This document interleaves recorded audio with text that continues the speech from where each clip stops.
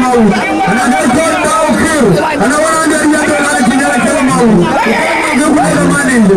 Kalau berpayu dia dola direction mau. Ada direction mau bukan mata boleh kita je no. Okey. Ada dia apa dia buat. Kalau dari mesin. Mungkin dia kalau dia bukan dia.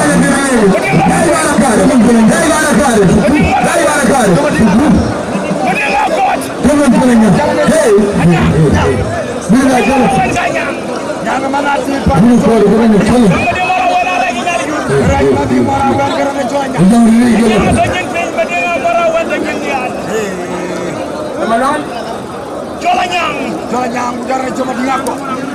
Waktu mati.